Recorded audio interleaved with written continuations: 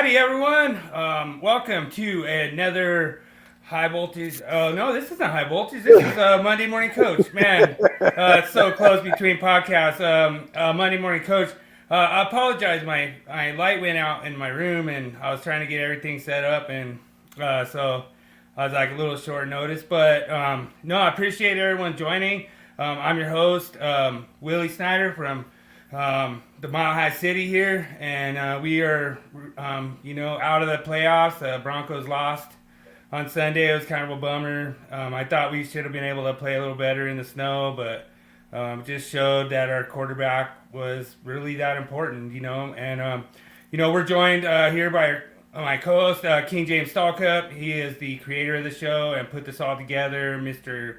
College expert over there in the Longhorn State, and he's over there, Longhorns fan. And look who we all have coming in. We have DJ already in the house. Yeah, DJ, and it was a tough game. I was rooting for you guys. I wanted you to funny. go, but y'all just didn't have the nuts for it. Yeah, it was kind of a bummer. Like I say, if we would have just kicked that field goal, you just never want to give your opponents that opportunity, and that 3 points really cost us a lot. So, Yep. Pretty awesome that we have guys coming in here joining us. Don't forget to hit that like and subscribe to the channel.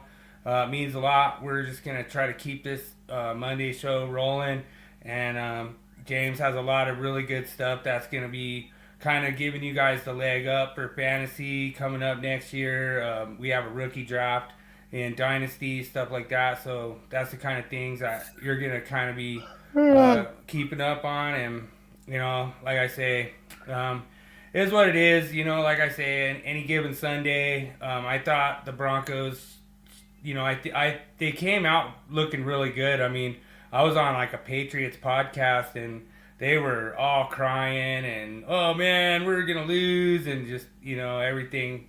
But the momentum really swung in that second half, and really, neither team offense really did much the second half. Nope. But they didn't need to. So looks like it's gonna be Patriots in the Super Bowl. So. That kind of lead us into our meme of the week. I hope you like That's it. the one I got. All right, let me play it.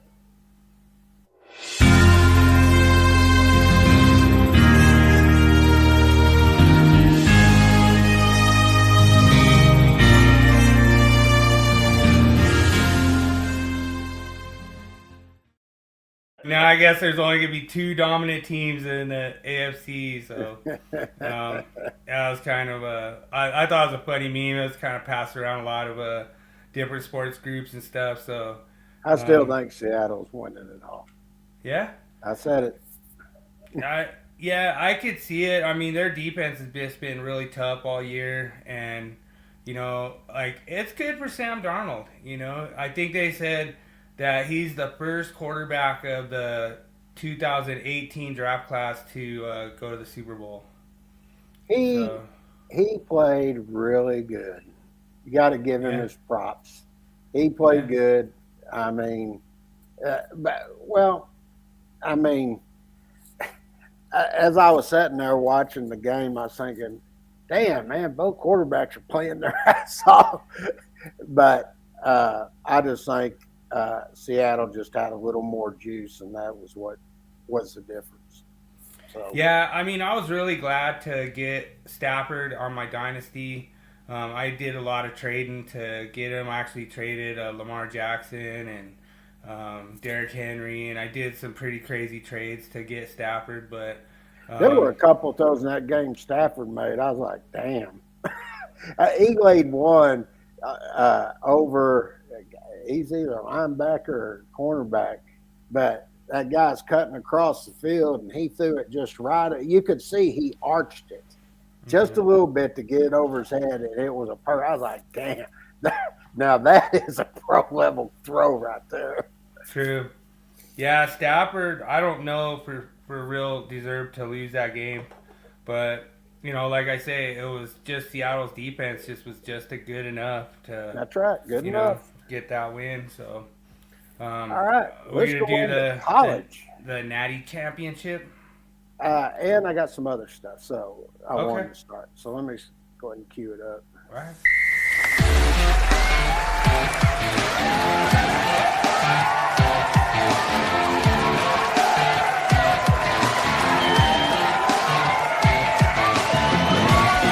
It's time for King James's college breakdown and rankings.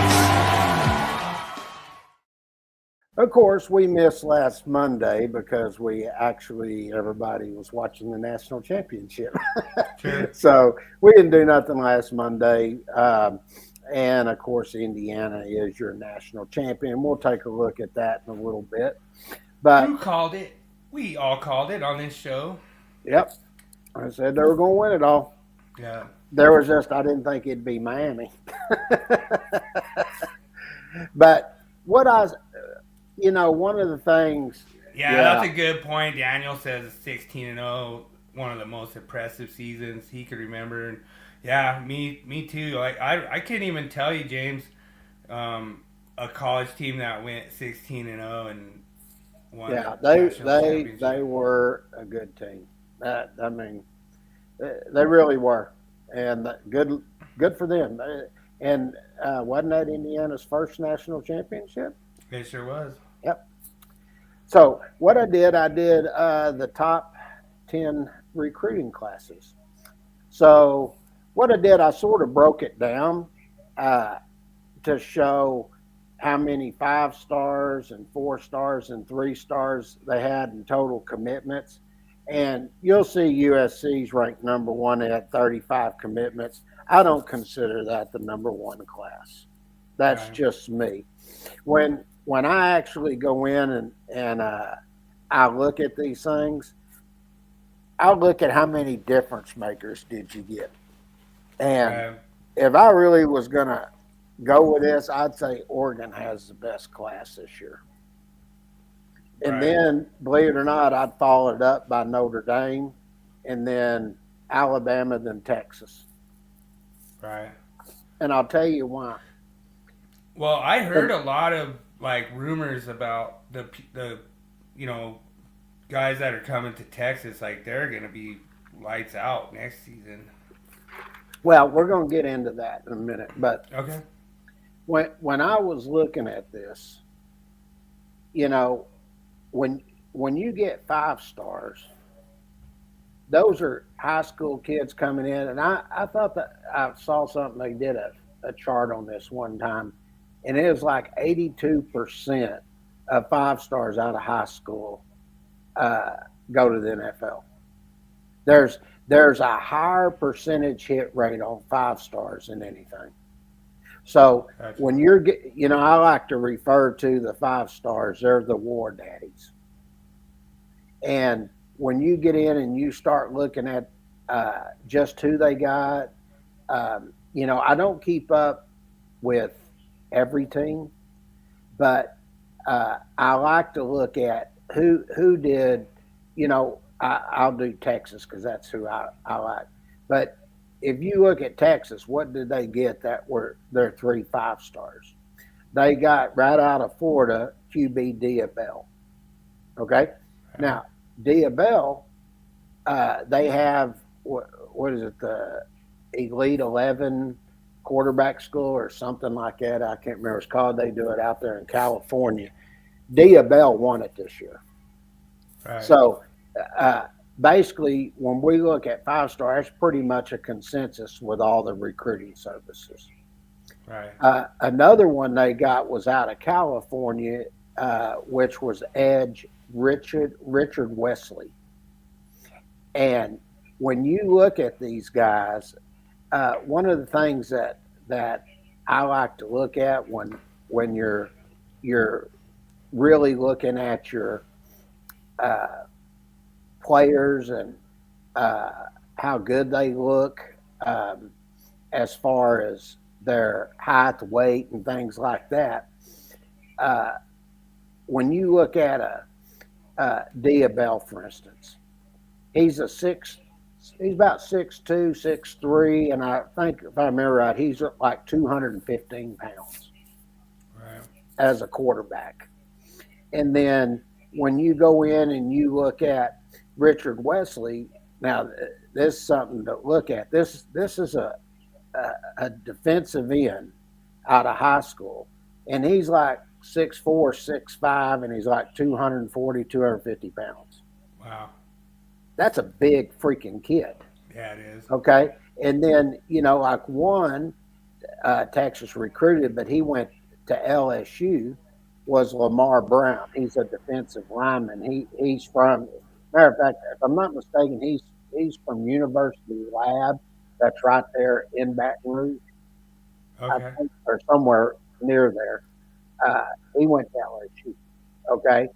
And but when you get in and you start looking at all these players and their size, weight, and things like that, you start to really see what the difference in these players are and why they really are popular.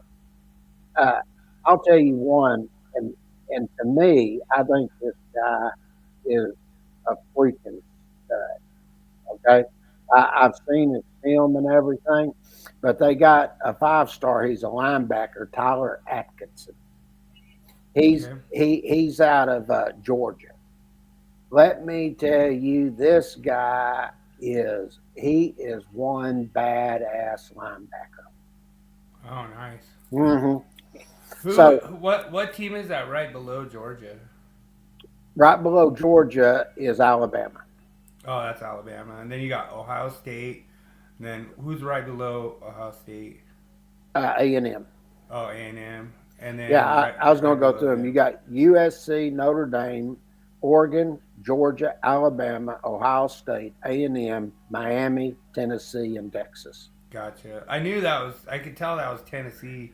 I just couldn't really see the Miami. I could. It didn't really come through as like green over here that good. Well, and I'm gonna give an example of some of this. If you look, the only one that I put as number two that had up to 30 was Notre Dame. Notre Dame had a good recruiting class. They had four 5 stars and 16 uh, 4 stars. Okay, they Gotcha. had a 90.88 rating. That's pretty good for 30 recruits. Okay. Right. When you come down, like you'll see, they got Georgia at number 4. They had 32 recruits, but only one 5-star. But look at here, Alabama had 25 recruits and had three uh, 5 stars. But you come down and say you look at Ohio State, they had 28 recruits. A&M had 27 recruits. Miami had 31, and Tennessee had 29, but they had two 5-star recruits. Then you come down and look at who has who here.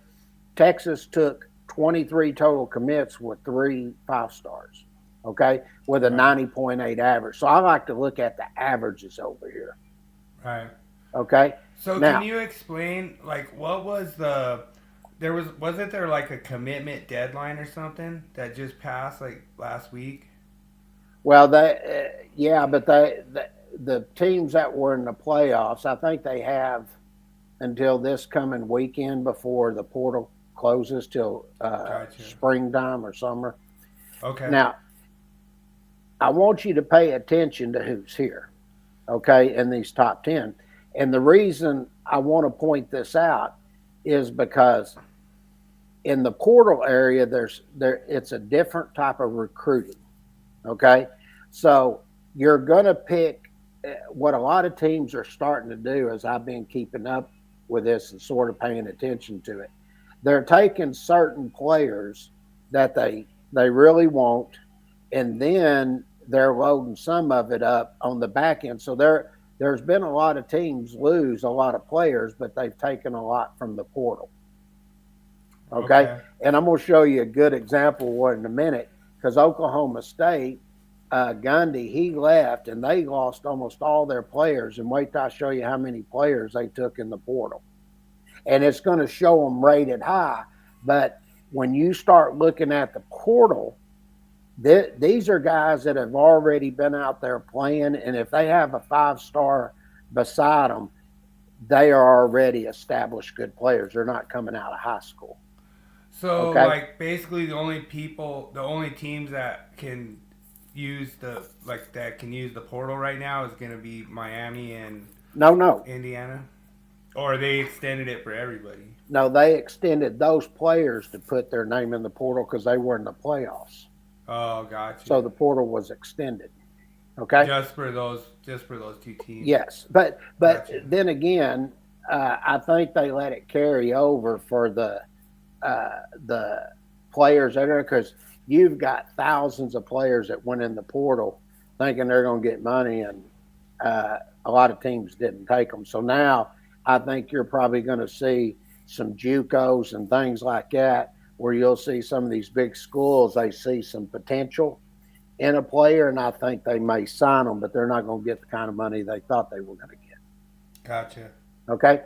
So looking at these teams here, now you get to sort of take a look at what did they do in the portal to as it relates to what they did in their recruiting class for the high school players. So when you get over here and you start to look at the portal, you're going to see LSU took 40 commitments. Think about that for a second. 40 commitments.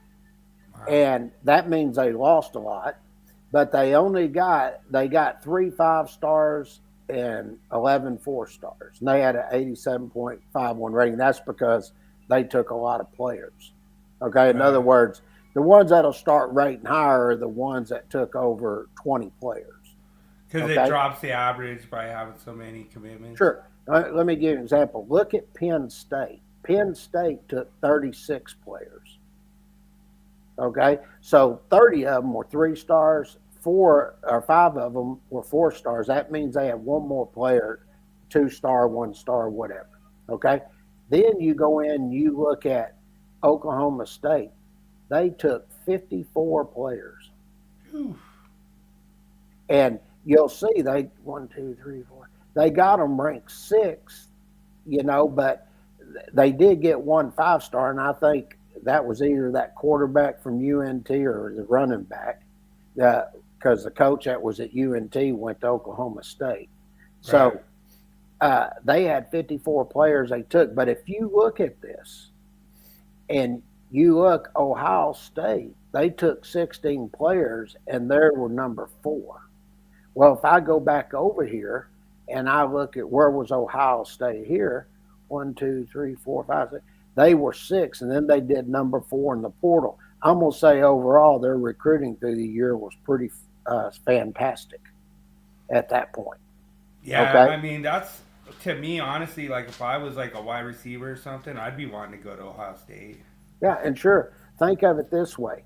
They took, them in Texas, took 16, 17 players in the portal, and Texas ended up getting one of the players that was rated a 5-star.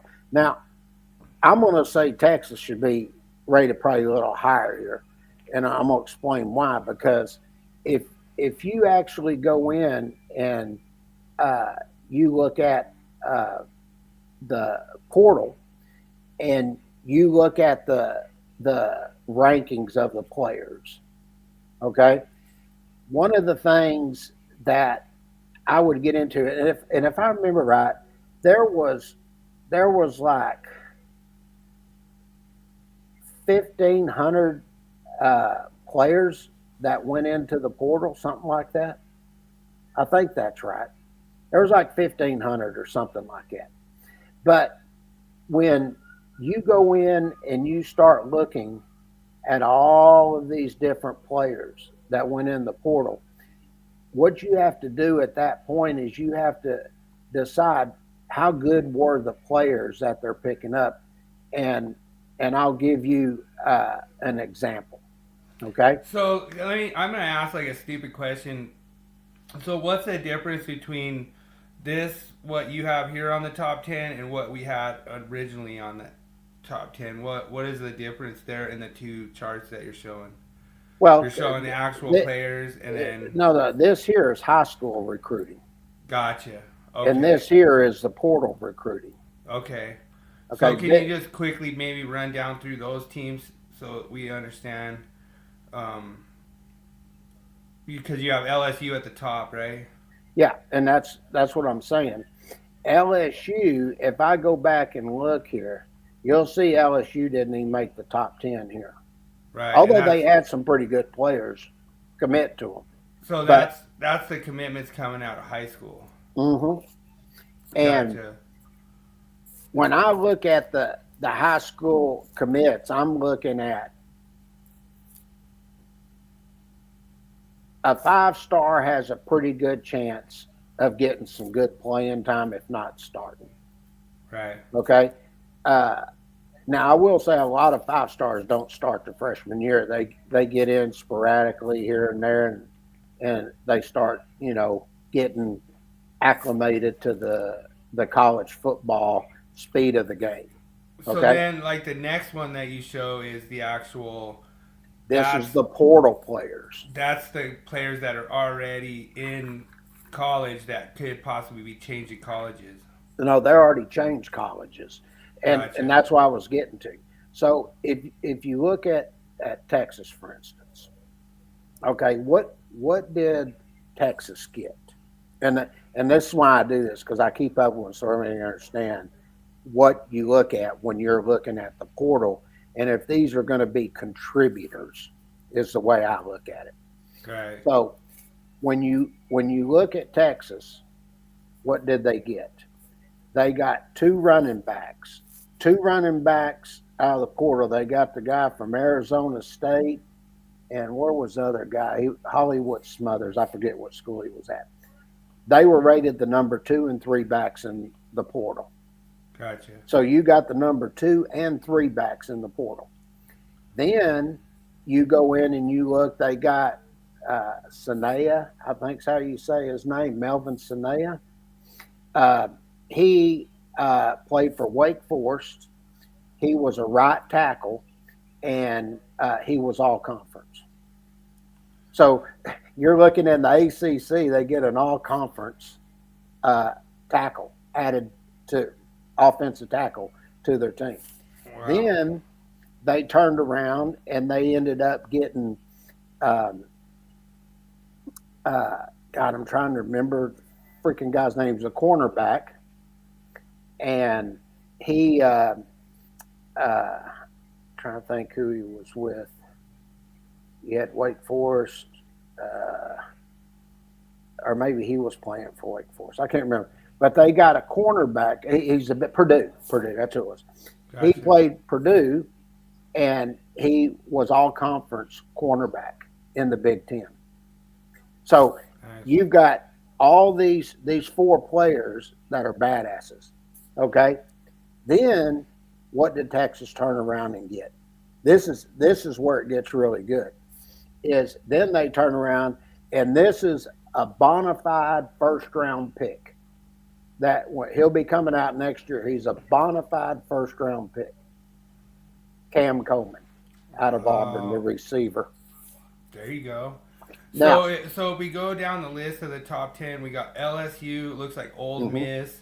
Then that was Texas, and Ohio State, Penn State, Oklahoma State, Indiana, Texas Tech, Kentucky, and then Notre Dame. So I look at this. I think if I'm looking at who's here and what we have back here, if I look at 3 teams that did excellent in the portal and also the high school recruiting, I would say your 3 top teams are Texas, Ohio State, and Notre Dame.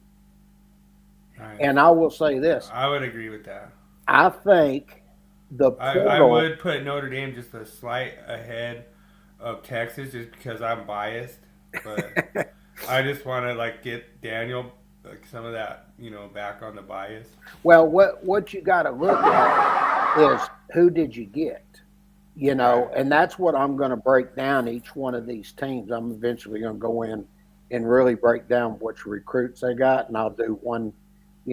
I'll probably take the top 3 teams, and then I'm going to go from there, and then I'll start looking at that, which teams I think did good. For the next couple of weeks, we'll probably do 2 or 3 teams and talk about them. I'll do the next 3 till we get to 9 or 10 of them. Okay. But if you look at this, and I'm just going to say this, the portal people better get used to, because the portal is going to determine your team for every year to come from now on, every year. And you take Cignetti, the coach at Indiana. How did he build his team? He built it through the portal. Right. And he had all them older guys. And them older guys showed exactly, they wasn't making all those mistakes and everything. So when you look at this, and don't be surprised if you see this next year, but I think when the rankings come out to start the season, I think you're going to see Texas number 1. Looks like King James got busted. What's up, David Englehart coming in to bust King James on it, putting the title as September 26th. Isn't today September 26th? It should say. I don't know why I put. Does it just say it doesn't say Monday Morning Coach on it? Yeah, it says Monday Morning Coach right at the top on StreamYard. It says Monday Morning Coach, September 26th, 2026. Okay, yeah, I do that even on the High Voltage Live show. But anyway, looking at he's this, not going to admit it there, David. Well, I have to see it because I'm not sure what happened. But you could see it right now on the top of the heading, like if you look at the little duck up there. Yeah, Monday Morning Coach. Yeah, it says September. Okay, 26th. yeah, I did it right. Okay. So when I look at this and I start looking at these teams, yeah, it's because it's the Cowboys. September, not oh yeah. I see. Well, I tell you, it's been a long day. Now I understand. September, January. I don't know why I did that. Cowboys are getting busted on too because 2026 is gonna be their year. So yeah. But as I looked at these, I had to go back and change that. I just screwed up. I did. If you look when I post everything, it's like, yo, Rhino in the house. 3 or 4 in the morning. What's up, Rising Rhino? What's up, brother? You guys need to go check out Rising Rhino's channel live stream. So yeah, that's pretty funny. Yeah. Well, I still think it's going to be Seattle. But anyway, look at this. I think you better get used to the portal because I think every year you're going to have players leaving teams. And I'll tell you what the worst part about that is, because some of the players they'll recruit are really good, but they need seasoning, and they got to go through coaching and everything. I'll give you an example. Texas lost Jamie French to Michigan. He was a 5-star receiver. Good to see you too, guy. Yeah, that's awesome. Rising Rhino. But they lost him, and he went to Michigan. Right. And I think that's something a lot of fans are going to have to get used to, is losing players left and right. But you're going to see a lot of these guys that might have went the JUCO route or they were in the was it FCS, I think they call it. They were there, or they went to another team that wasn't rated as high, and they end up being really good players. And then you're going to see them go in the portal, and they're going to get a payday. And it's going to be the teams that have the money that are going to be getting these good players. And to give an example of that is, look what LSU did. Right. They paid the money to get Lane Kiffin, and Lane Kiffin's sort of known as the portal king. That's how he built Mississippi State. And look what they did. They took 40 freaking commits, and 3 of them were 5 stars. LSU's probably going to be pretty good this year because of that. I agree. And yeah, David's like happy that you survived that storm down there in Texas. Hey, I know y'all I, don't get snow down there too much. my brother called and wanted us to go over and check his house because he's out of town. He's in Florida playing golf. He got the hell out of here, and he called and said, "Will you go over and check my house, make sure no pipes froze or anything?" So Dad goes, "Hell, I'll go with." And we got out on the road and everything, and I'll say this: we didn't have no problem because we have 4-wheel drive, but the only cars that I seen were having problems. And everybody will know this was the trucks. If the truck didn't have 4-wheel drive, then back tires were spinning and they had no weight back there, and they couldn't get them up any hills or anything. But there's snow on the ground, but a lot of it started melting today. It was real sunny here, and you could hear the slush and everything. And I was telling Dad, I said, come tomorrow morning. I said that's going to freeze over because it's going to be like in the 20s tonight, if not the teens.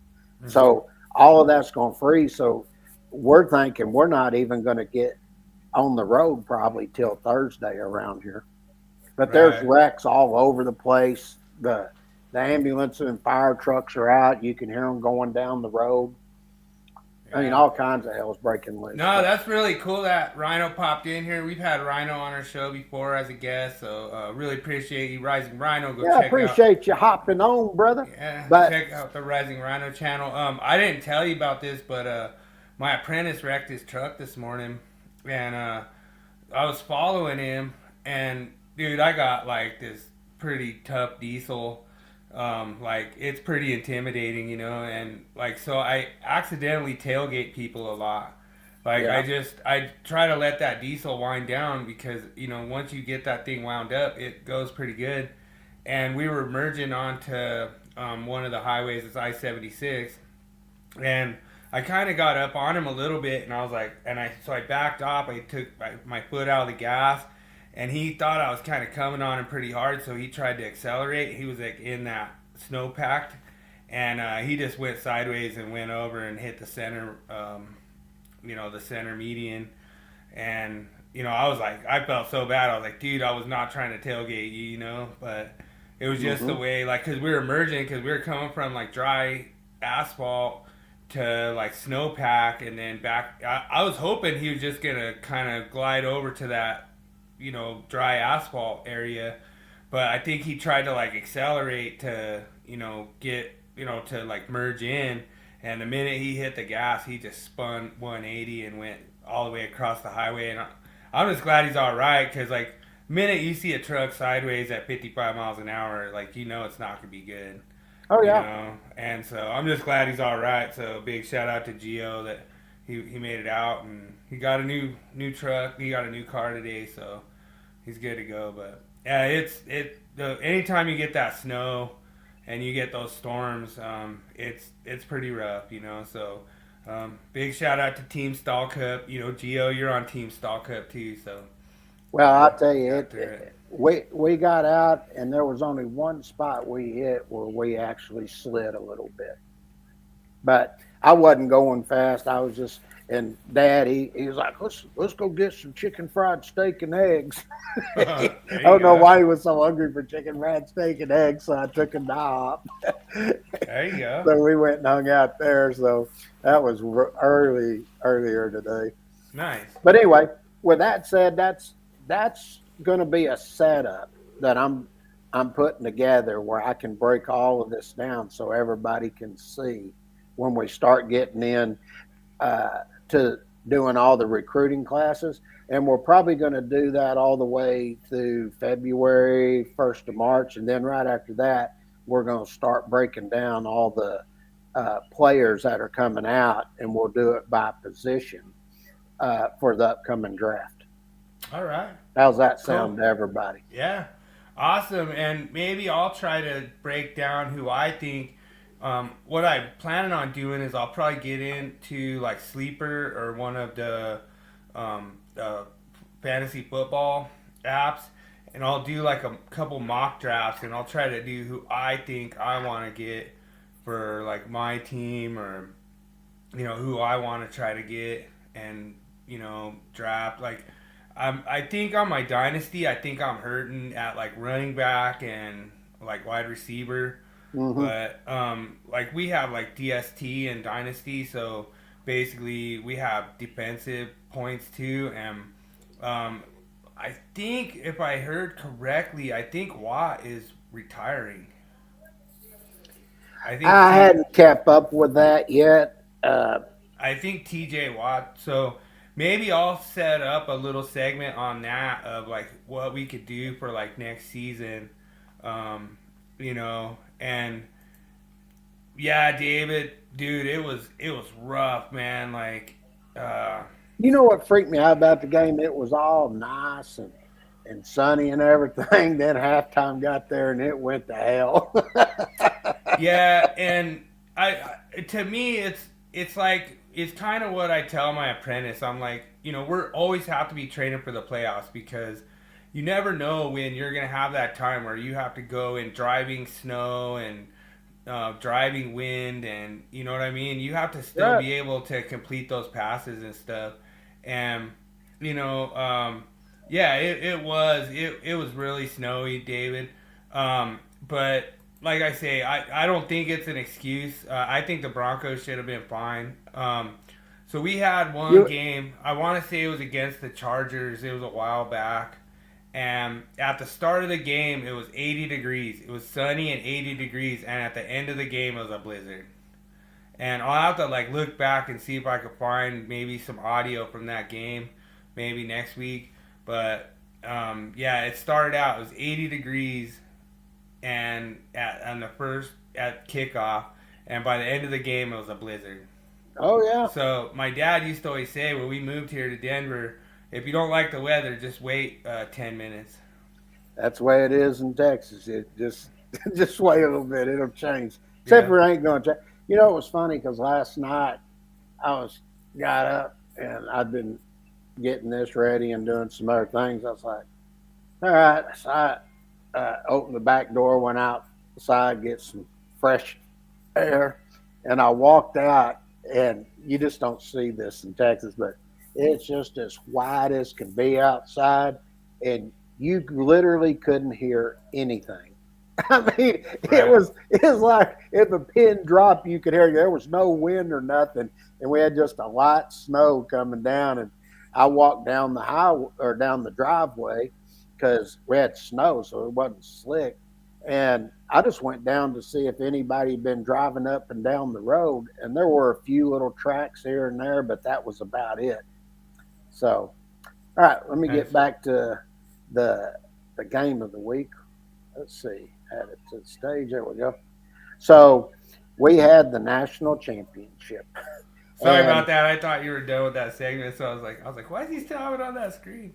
no, I My just bad. moved over and uh, give Miami props. They tried to come back, but Indiana, they were just the better team. That's all there was to it. Congratulations to the Miami Hurricanes. They played great.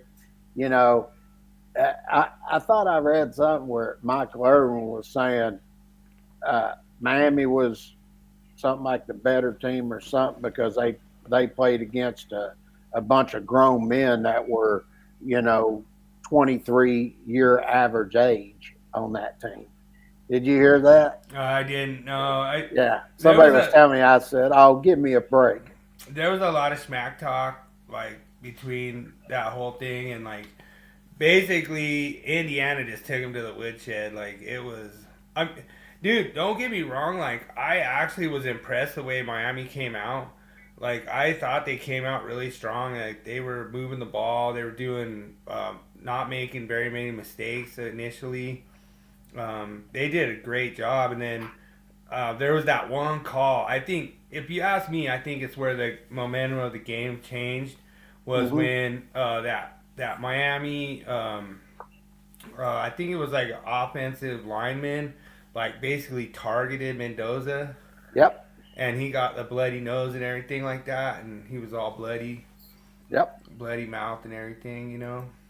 So Well, that particular one where he come up underneath them and everything, uh, they didn't even throw a penalty on that. oh, David tried to predict the Rams to go to the Super Bowl, but nope, not gonna come to I fruition. picked Seattle to win it all. So even though I Yeah, was rooting for Buffalo, I said, well, even if they get past New England, which I didn't think they would, I told Bill that earlier in the week because the quarterback got hurt. I said, I hope they get there, but it doesn't matter which one of y'all win it. I still picking Seattle. I just yeah, felt like that was going to be it. But if you look at it, it's one of the things that Indiana did real good is that if you ever notice something about that team I like more than anything, they don't have a lot of penalties. true. And they control the ball. And if you look, they kept the ball for 13 minutes longer than Miami did. And Yeah, that's what was killing Miami. Miami actually had more total yards, and their passing, uh, they were 232 yards, 186. But Indiana was running the ball pretty good. They had 131 rushing yards. You know, uh, Miami had one interception, but that didn't affect the game really. I mean, it seemed to me like there was a point where Miami's offense just hit a brick wall, and like they were doing everything right, like for a while, and then all of a sudden they just hit this brick wall, and uh, Indiana just shut the barn door on them. You yeah, know. their running back Miami, Mark Fletcher, he had a good game. I mean, he had 17 rushes for 112 yards, and Didn't he that's have like close to like 9 yards per carry or something? 6.6 at one Or point. He yeah, did at one yeah. point, and the thing was that Indiana employed two running backs, and always like having two good running backs as they come in fresh like that. And just between those two running backs, that's where they were really, really good. I mean, they had 139 yards. It says 131, but they sacked Mendoza for a total of -8. So that brought down what they did.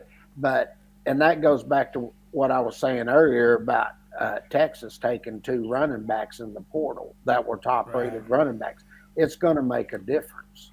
And I Well, think these running backs, a lot of them now, you're starting to see you can have two good running backs go to a school now where that didn't used to be the case. And the reason is because it gives them rest and they don't have as much wear and tear on their body when they get to the NFL. it seems like one of the categories that you need to like put in there, which might actually be a good idea for us to do, is possibly some questionable calls. Like I say, that I did mention that David that Mendoza looked like he was basically targeted helmet to helmet, got all bloodied up, and it was not called. So I you agree with know, that. Uh, that could be something we bring up in like future episodes where we actually have like all the questionable calls, maybe even first. You and know, and when you look at it, what really kept Miami in the game more than anything is they had 3 sacks and 6 tackles for loss, true. stopping some of those drives. That helped them because Indiana's defense didn't do anything spectacular. They just contained, and they only had 1 sack and 1 tackle for loss. True. So that sort of goes to show you that not making the mistakes makes a big difference. And and I've always believed this when it comes to football. You got to play team discipline on offense and defense. In other words, don't get stupid penalties like false True. starts all the time, uh, uh, not lining up in your formation right, and having enough people on the line. I watched the Cowboys this year, and I'm gonna give you an example. I watched probably What? Seven. You did? You watched the Listen to this. Cowboys? Oh, that was for Daniel. 7 different times, and you're taught this in Pee Wee. 7 different times, the guy they're going to rush, and he's lined up off sides. Right. That is completely uncalled for. And True. I watch teams do that. And I'm going to give you another good example. You're watching the game the other day, Seattle and the Rams. Seattle just holds them. The guy makes a great play. And what does he do? He's going down the sideline, mouthing off and pointing at the Rams players, gets a 15-yard penalty, and then the next play, the Rams score.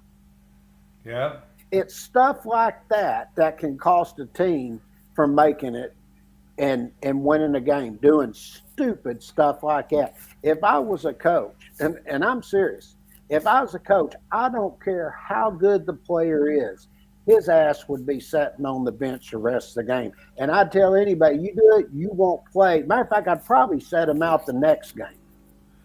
Yeah, we Because- run into that in like real life, where these guys want to make like these smart aleck comments and stuff. Yeah. And like that's the kind of stuff that you don't really tolerate, like when you're a good coach and you're trying to like actually win a championship, so Yeah, those are the things, and that's why I bring this up, because if you looked at Indiana, they were a disciplined team. yeah. And David has a good point. You get Yeah. taught. That's like the fundamentals. Like he remembers when it was in the 70s. And yeah, I agree. Like David was playing football when I was like born. But, I was in the 80s and Right. and early 80s, because I graduated in 82. But man, our coach, and David will probably remember this, if you did something stupid like that, you're probably getting 2-3 licks. You got Yeah. the paddle. There wasn't, hell, I remember one time somebody did, I was trying to remember what he did, but the whole team got 2 licks because of him. And everybody was pissed at him. They told him, you do that again, you get your rear end whipped, Yeah. But that's the way it was back then. And that's why when I Oh man, look it at would be like child abuse under today's Mhm. laws. Like, it's that's why you ridiculous. set them. Just put them on the bench. Hey, you wanna act like that? Hey, go sit on the bench, and we don't need that. That's the only way you get these guys to quit acting like that. So I actually played football in the 80s, and what it was is somebody does something stupid, everyone runs, That's right. and you run 10 laps. And then We did plenty of runs, but if it was something bad, the whole team got punished. And we there was 2 times when I was playing high school, everybody got licks. So like, And it was a fiberglass paddle they did it with too. But I will say this, the coach didn't hit you hard. It was the guy that got the hardest lick was the one that did. Yeah. He wore his butt out, boy. And we had to wear those little, David will remember this, we used to wear those thin shorts. oh yeah, no, We did too. Yeah, like the thing was, like when they sat there and said you run, usually what happened, like when you talk about that stupid guy, is you'd be sitting there running, you only have like maybe like 2 laps left, and the dumb guy would complain about running. Oh yeah. And you then gotta they're do like, 2 no, more. do 3 more, 4 more. You know what I mean? And it's like, dude, you complain one more time, like we're taking you to the woodshed. Nobody's That's right. gonna see you. The But- ones I hated were the up and downs. Oh God, man, those that just wear you out, up and down, up and down, up and down. God dang. I was watching them. They were showing. They were a new strength training. They were training with the college players and stuff. And one of the things they get them out, they got this long sand pit. And these guys have to start, and they got to run that sand pit as fast as they can. And it's to try to teach them where their feet don't get bogged down. It's try to keep your feet up as much as you can, and you got to be pretty fast or light to do that. Boy, you seeing guys, they're sweating their rear end off because here in Texas, they're doing it in the heat, Yeah. And, but they say that type of training really taught a player how to move quicker with his feet. Yeah, like I complained. I didn't really complain, but I actually did not like all the different kinds of stuff that we had to do when it comes to that. But it was crazy because then when it came to game day, it was like all the techniques and all the things that you were working on and doing just all of a sudden came to me. Oh, yeah. And then I'm like, oh man, that's why we were practicing this. And it's like in a game time thing where, like I'll never forget this one time where, and I watched the Broncos do it a lot. I thought the Broncos defense played a really good game. I think that the Broncos offense really kind of left the defense out, hung out to dry. Like the Broncos offense should have done better. There was some drops. There were some things I didn't agree with that they just did not play where they should have played. I think the Broncos defense did their job, and I think they kept points off the board. If you can't score more than 7 points, you don't deserve to win that game. Sure. So that's where it comes down to, and it's a lot of people probably find it shocking, but when I remember the first time, other than Little League, when I was 8th grade, and I was backup quarterback, and Riley Dunbar got hurt, and I was just sitting on the bench. Next thing I know, I'm going in, and we were down. I think we were down 10 points, and I went in like early second quarter, and we handed off 3, and we were out, and then we held them, and the coach on the sideline, he goes, all right, we're going to throw it. Can you handle it? I said, hell yeah. And this is no lie. I threw for 208 yards right after that point, and we ended up scoring 4 touchdowns. And one of them I ran in. And from 3 yards out, I faked, and then I rode out to the right, and are you sure that you're? I just saw an opening, man, and I took it, baby, and I hit 2 guys and powered in.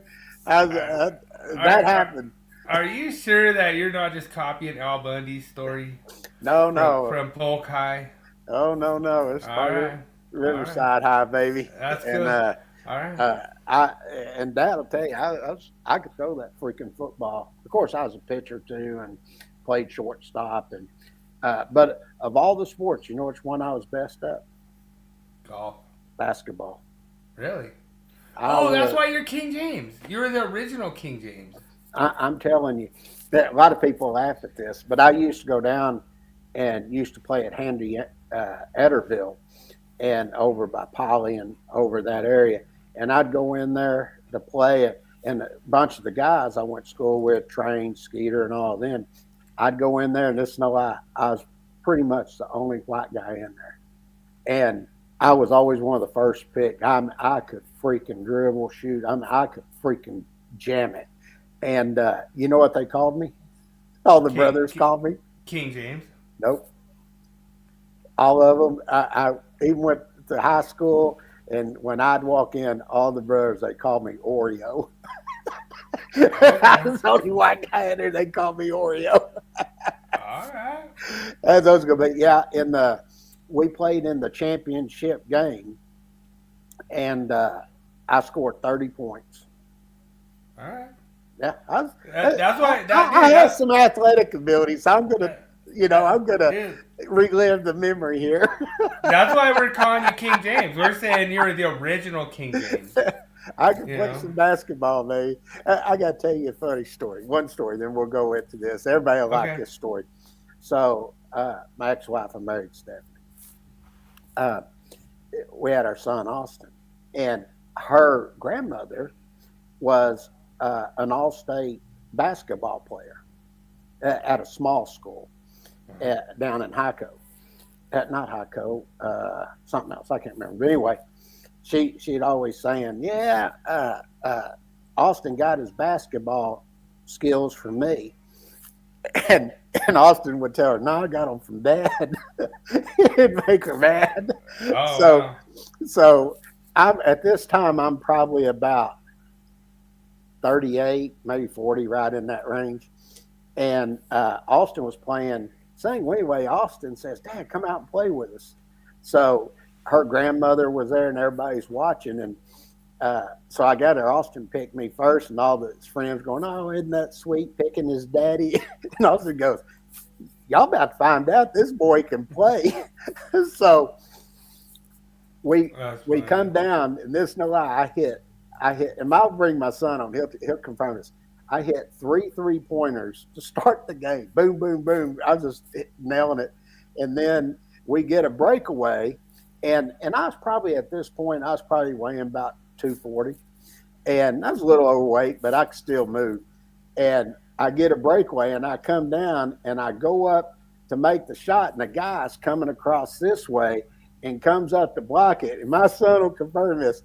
I see him, and I spun in the air and just reversed, laid it off the backboard. And man, all them young kids, they were going freaking nuts. And his grandmother's there. She goes, this no lie. She goes, well, I guess he didn't get all his basketball abilities from me. After seeing me do a reverse in the air like that. that's funny. So yeah, that's a true story. So Yeah. I just thought it was funny. Dude, that's where, like, now it's gonna be King James Oreo. Now we're gonna have to change your name again.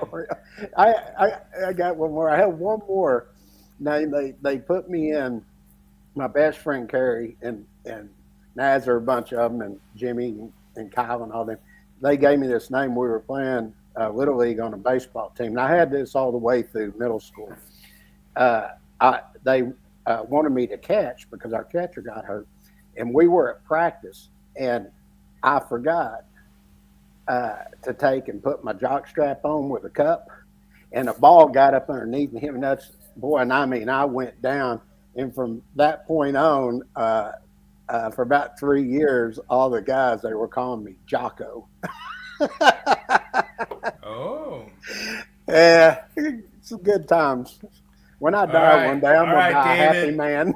But Oreo's good. I like it. Yeah, That's just funny. take notes, and we'll have a whole bunch of nicknames for King That's James. why I like doing these podcasts, because you got stories you tell, sports and all that. I freaking love it. All right, you ready for NFL?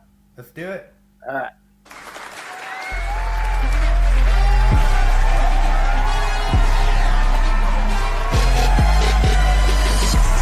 Now it's time for Willie's NFL Breakdown, Power Rankings, and Fantasy.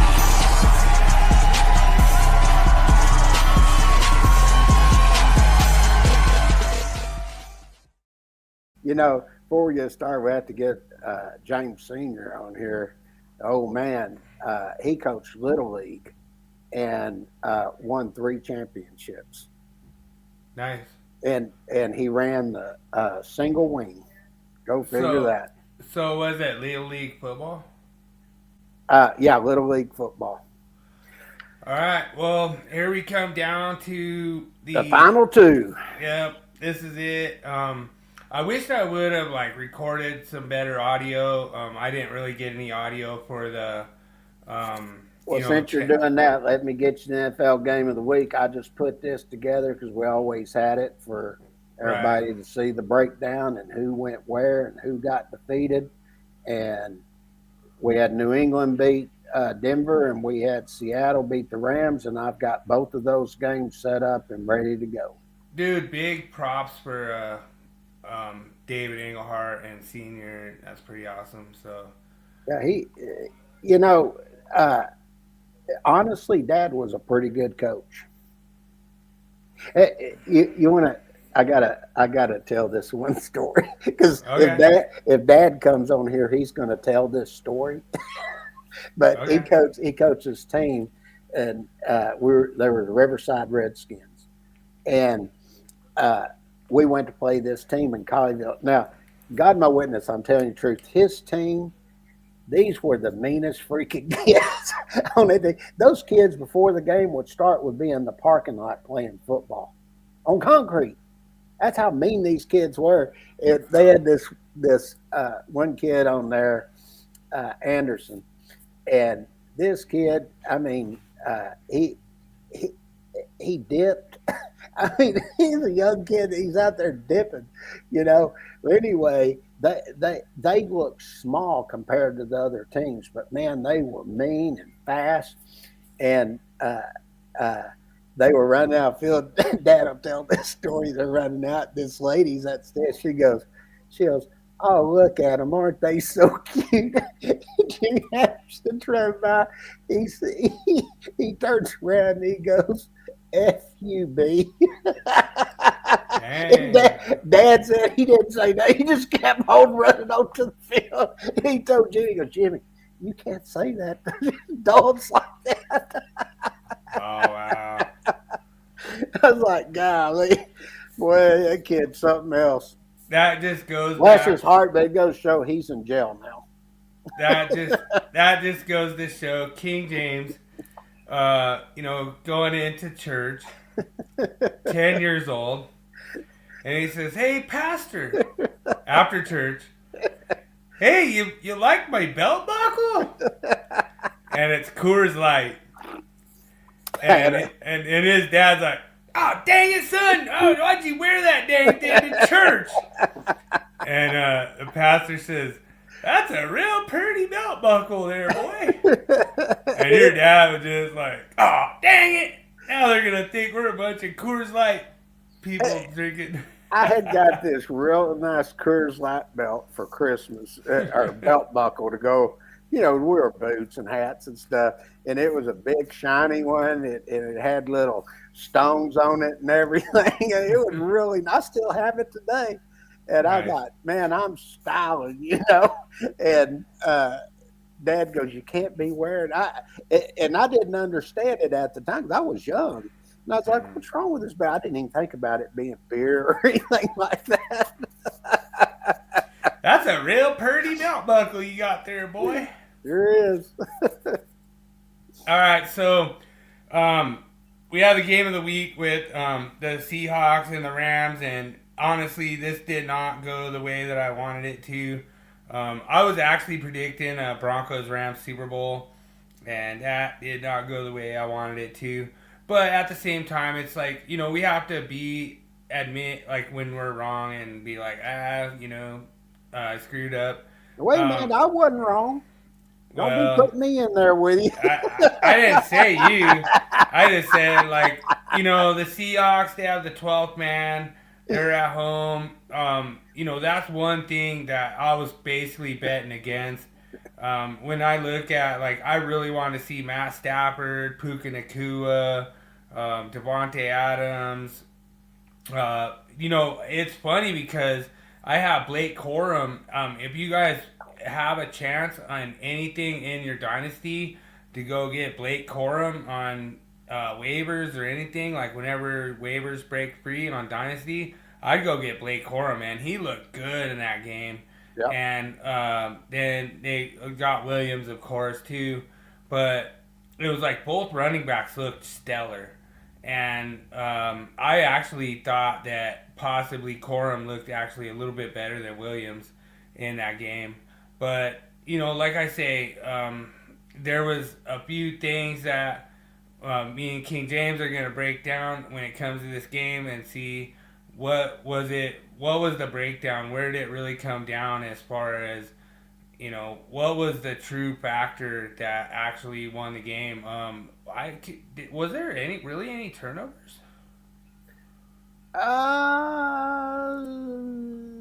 I think I was trying to remember. I think there were some turnovers, but I don't think there was. Well, when did you have the breakdown? Los Angeles Rams, they did have Um, I think, if I'm not mistaken, they had like 4 turnovers, but only one was lost. And then Right. I was trying to remember. Uh, So you didn't have a breakdown for this game?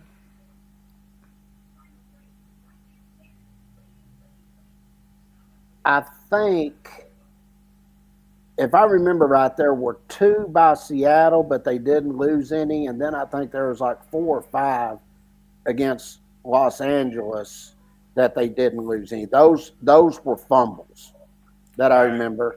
And then interceptions, there wasn't any interceptions at all. That's what I was thinking about. Yeah, if I remember right, it was something like that. Somebody can correct me, but I think it was like 4 or 5 fumbles. There was 1 lost, and then Seattle had like 2 or 3, and none were lost. I thought you might have had a breakdown that showed it all and everything. Oh yeah, I do. Let me move forward. Yeah, I have. I thought you were going to do audio. Let me No, I don't. I said I don't have any audio. Oh, okay. I apologize this Let me week. I move don't that have off any. so I can see it.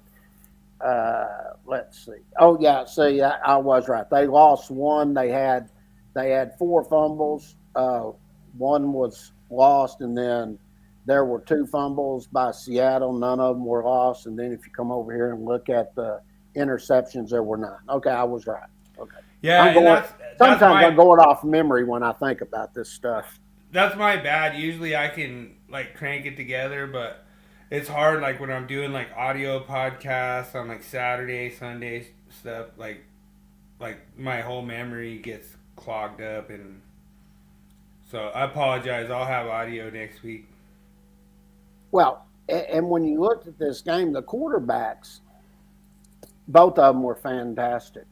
I mean, you could take your pick on who was the better. To give you an example, Matthew Stafford, his quarterback rating was 127.6, and Sam Darnold's was 127.8.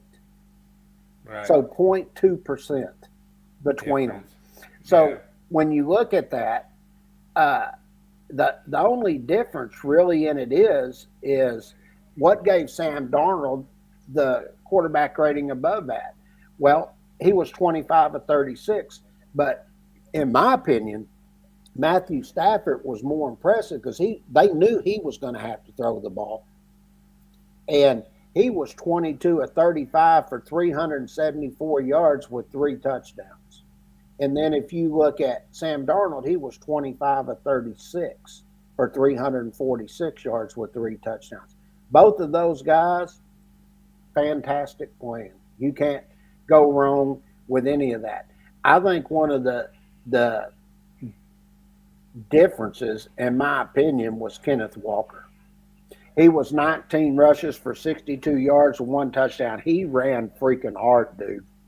I mean, but give it to Blake Corum too. Yeah. That was incredible. Like I'm not sure Yeah, what he's David. mom right now. I hope he plays, but I have a feeling he's not. Yeah. I mean, isn't he like 38 or 40, something like that? Yeah. Like I would like to see him do another year. I think he's good to go, but You know, and this is funny. When you actually look at the guys that are on the football team, any of them that have gray hair is usually only the quarterback because he plays more years than a lot of them.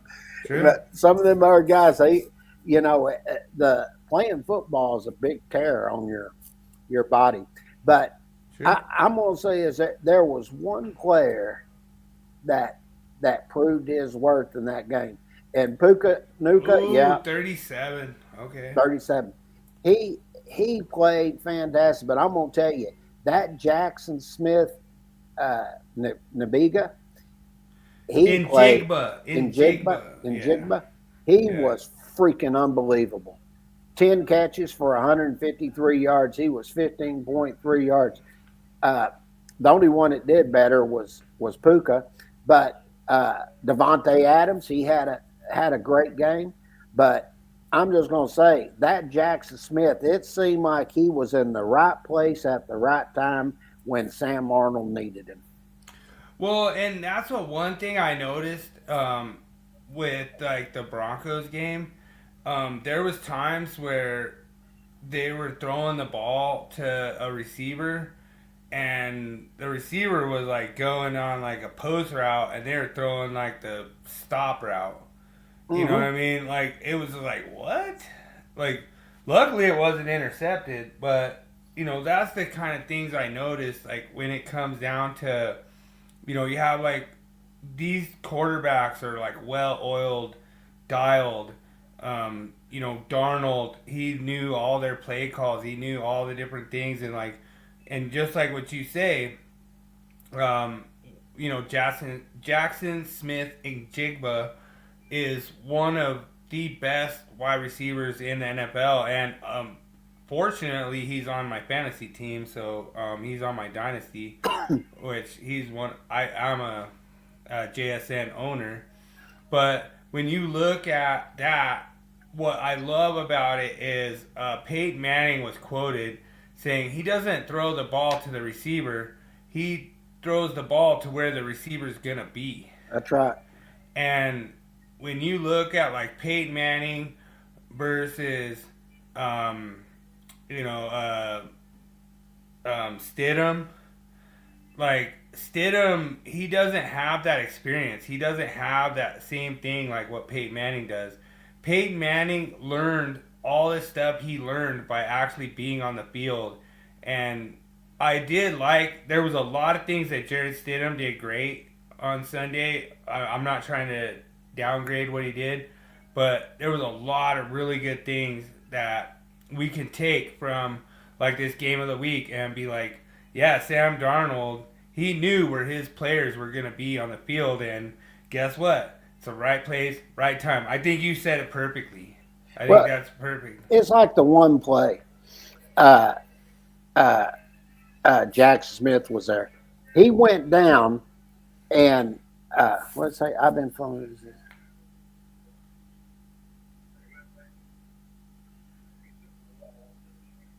Well, I can tell you this.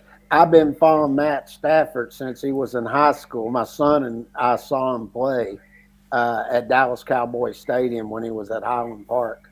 True. Yeah. So you've been one up, David. One up to you there, baby.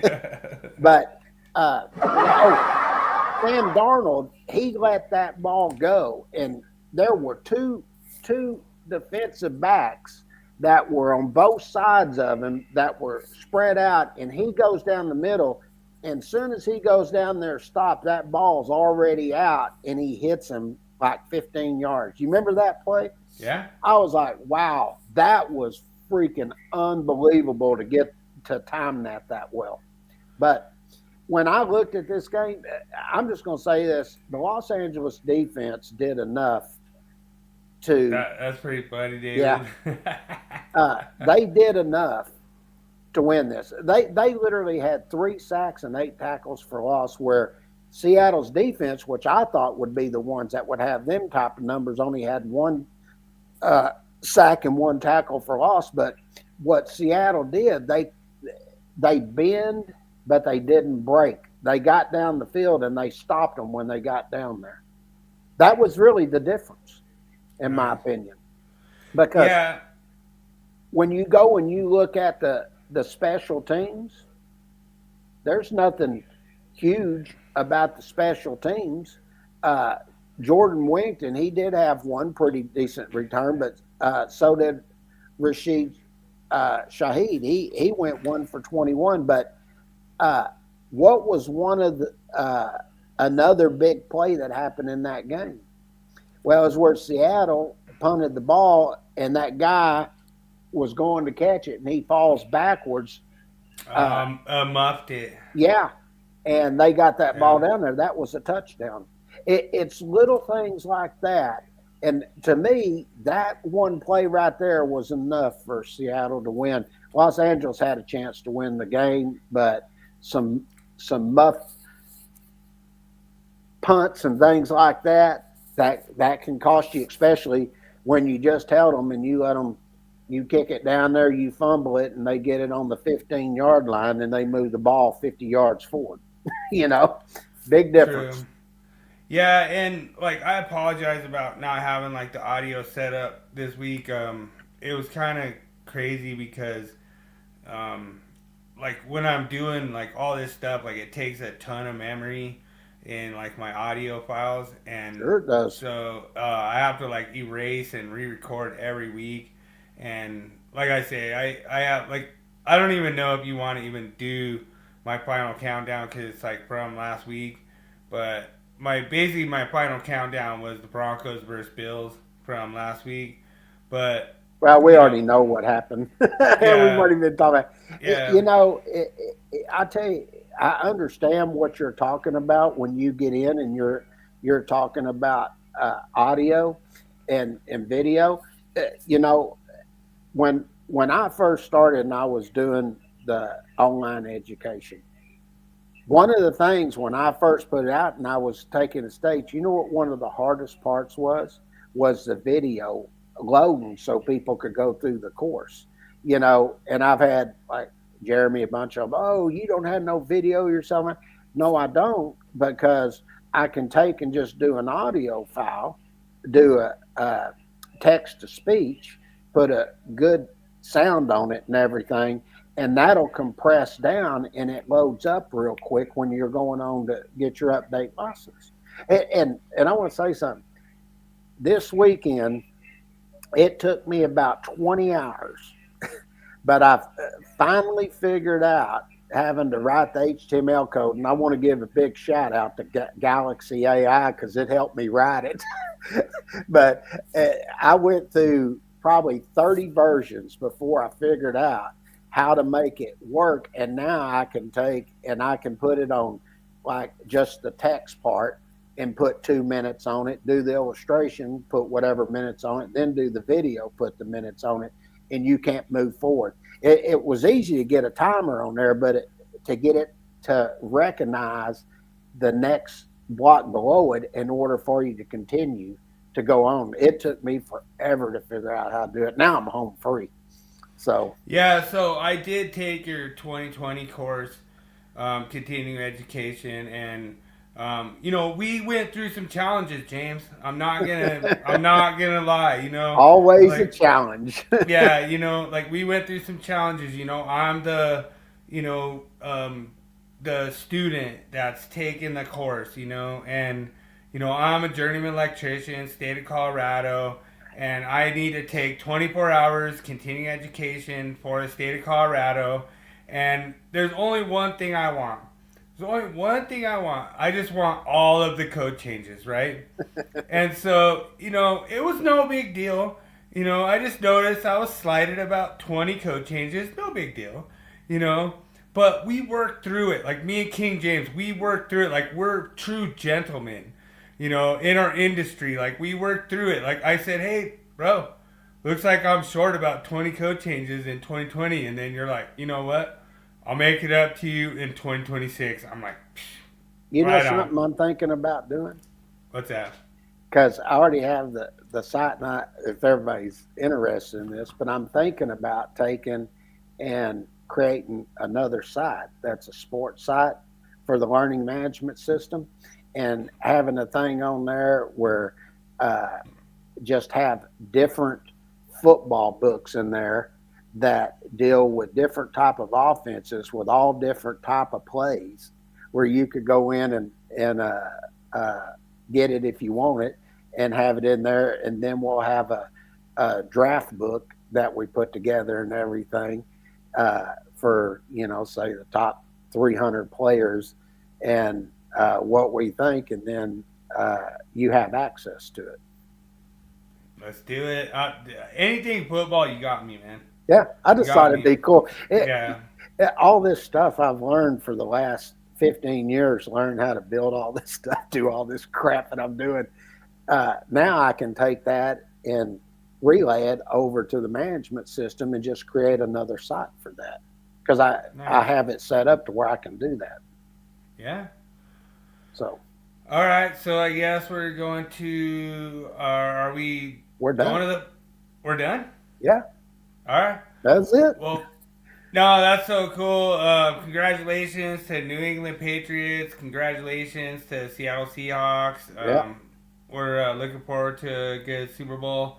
And maybe I could put together some audio for like a Super Bowl preview or something next week. Well, you got NFL, so whatever you want to put together is fine. We'll do it every week, but I'm going to spend the rest of this year just doing recruiting and the remainder for this week on the portal, and then getting ready of the top players. Dude, you got the easy job.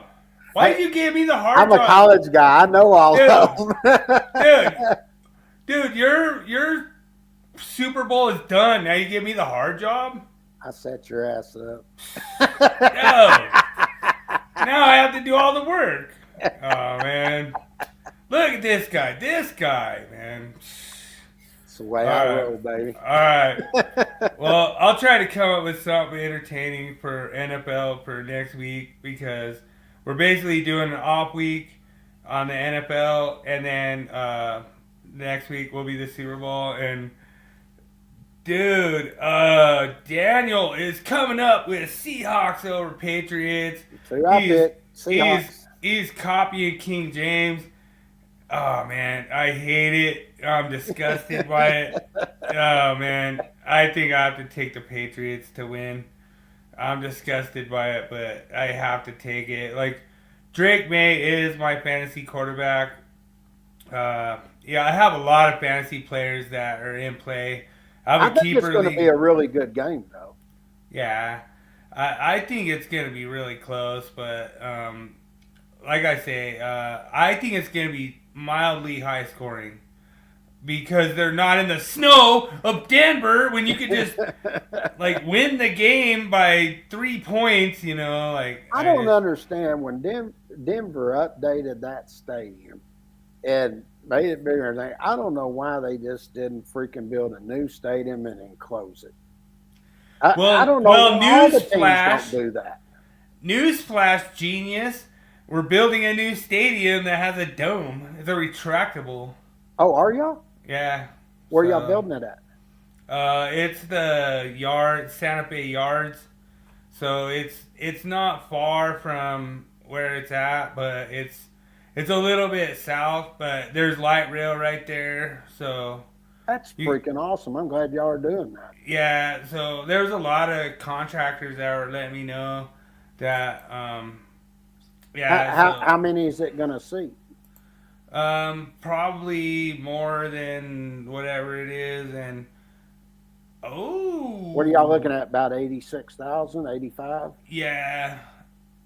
David's going with the team with a better record. Ouch. I will say this. Would that be the Patriots? No. Who has a better record? I think Seattle does. Seattle was a number 1 seed. The Patriots wasn't. But they were number 2 seed. I don't think they had a better record. I think the Patriots had a better record, 14 wins, and I think Seattle had like 12. I think. I don't know. I have to look at that. Yeah. I'm not 100% sure, but I think the Pats had a better record.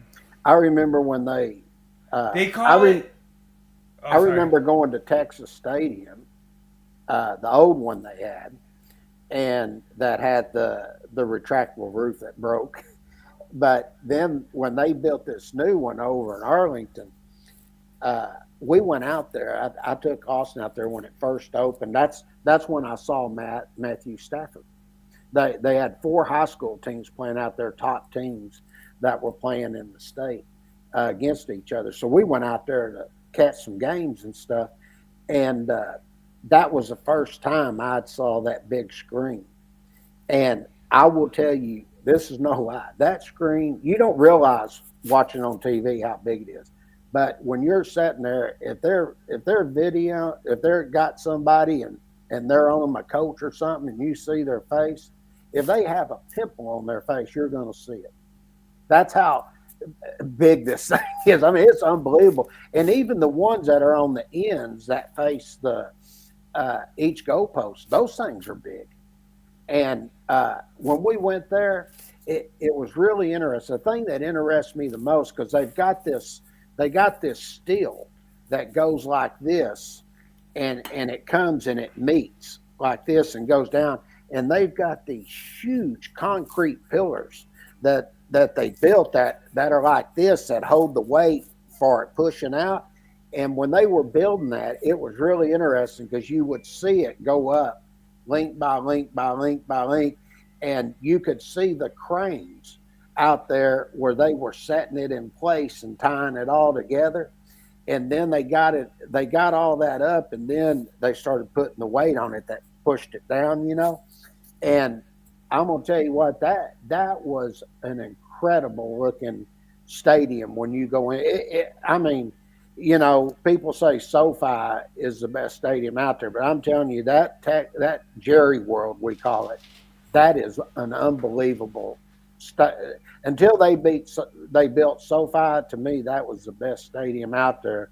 I think SoFi is probably the best in that one. Then I think the third best would probably be Raiders Stadium. And Las Vegas. The new Mile High, I can't remember what they call it. It's like some yards or something. I'm looking forward to seeing. I'm glad y'all are building. Yeah. I don't know why all NFL teams don't have. Yeah, I think they're calling it like Santa Fe yards or something like that. Hell, so, a lot of people don't know this because you're not from Texas, but if you go over to Frisco, that's where the Dallas Cowboys headquarters is. I will not be going to Frisco.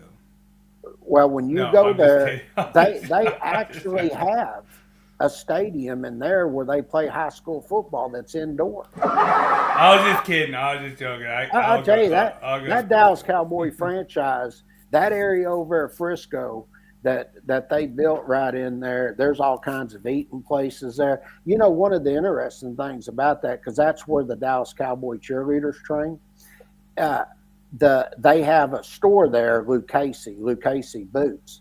Well, the reason, and I believe this, and everybody tell me this for, but they have a store there for Lucchese Boots. Well, Lucchese is the one that makes the boots for the Dallas Cowboy cheerleaders, and I think that's why the Lucchese shop's there. Okay. But Lucchese's like a top boot. I mean, they're expensive. So I can guarantee that Daniel is going to be having like some kind of thing. He's going to be having some kind of biased thing about the Cowboys podcast here.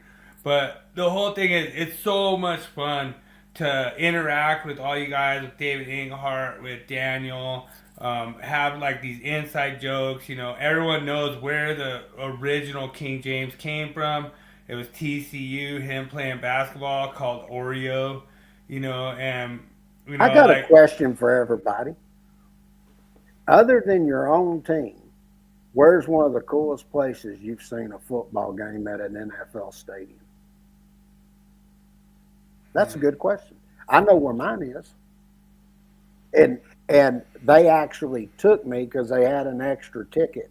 But I went and saw Green Bay play at Lambeau Stadium. That would be my first choice outside of Denver, but honestly, I've never been to another NFL game outside of Denver.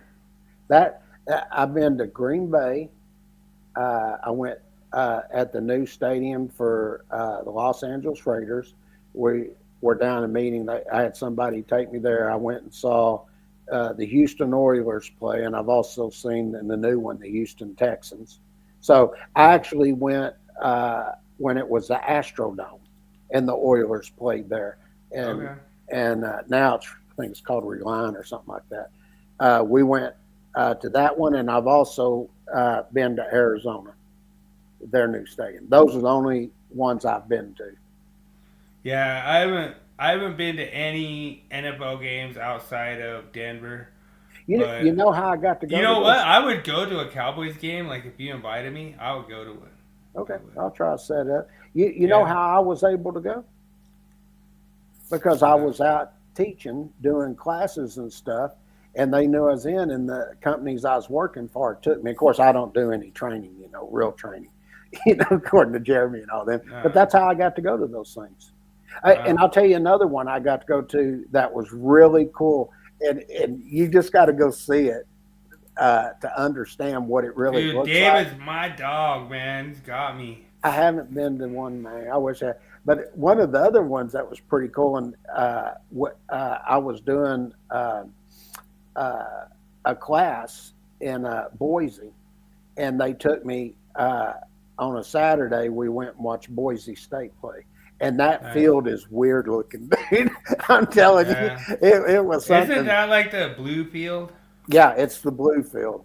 Okay. And we were like at the 30-yard line, and it was a little chilly, not super chilly. It was about to start getting that way, but yeah, they just took me. I said, "Hey, you want to go to the Boise game?" I said, "Hell yeah, I want to go." So I had an extra day there, and they took me to it. So, dude, I bet you Boise State crushed them. Like Boise State, like dude, that's back when they were good. That was Yeah. back in 19. Let me think. 82.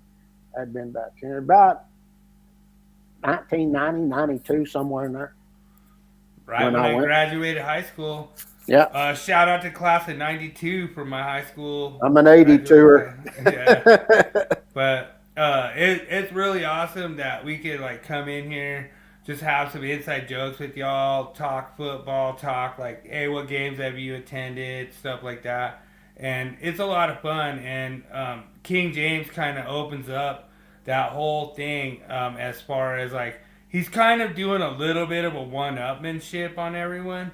So that's what he's kind of trying to do, but it's that whole thing, it's like that's just give credit to this rookie sensation wide receiver out of Ohio State, Emeka Egbegboo. Dude, I had to do one last big boo. One last big boo for the, we'll have to do a big boo again, but I had to say that was so hilarious. That was Rob Gronkowski. Sam big boo. The other night I was working, and I turned on this thing, and I did not know some of this, but I was watching John Elway, and they were talking about his career, and it was showing when he didn't want to go when they drafted him to Baltimore, then they made the trade for him to go to Denver and everything. And he was talking about he didn't know anything about Denver and blah blah. He's going, but they showed Terry Bradshaw saying, "Oh, if he, you play for who they draft, whoever drafts you, if you don't like it, get out of the league." Blah blah. Just talking all kinds of, and they showed him when he won the Super Bowl, and he got the MVP award, and guess who had to hand him the trophy? Terry Bradshaw. Yeah, he goes talking about full circle. I was like, oh God, man, that is freaking awesome. Wow, I did not know that. Was that they were showing it all? Was that the "This One's for John" where Pat Bowlen was like, "This one's for John"? Yeah, that was the one. That was our second Super Bowl. Yeah, it's on Netflix. You ought to watch it. It was really, really good. I was like, I learned a lot about Denver and how when he got them there, and y'all lost the first 3 times, and everybody and John, they were talking about his wives and said it really was hurting him because he really wanted to get to the Super Bowl and win the Super Bowl because y'all got there 3 times, and then he got there, and that's when they said this one's for John. Well, no, that was actually after we got there 5 times. So we got there 3. Then Terrell Davis beat Green Bay. And then the 5th time we got there, that was our back-to-back. Like, we're one of the only teams that got back-to-back. And then the back-to-back, I think, was the "This One's for John" one. Well, maybe it was the first one. Yeah, the first one was John, then it was the other one. Yeah. David's right. Like, I think both teams were 14-3. Like, it's gonna be an interesting Super Bowl. I mean, like, I'm looking forward to it. The wins are incredible, but thanks so much, everyone. I want to give a big shout out to we got some people over there on Rumble. I got one question for everybody. One more. This is because we'll come on next week. But this is a question for everybody for next week. Are you gonna watch the halftime show with Bad Bunny, or are you gonna watch the Turning Point USA where they got all the country stars on playing? I'm not watching Bad Bunny. I can tell you that he's supposed to wear a dress. My God, you got to be kidding me. Yeah, I'm not boycotting anything, but I never really watched the halftime show.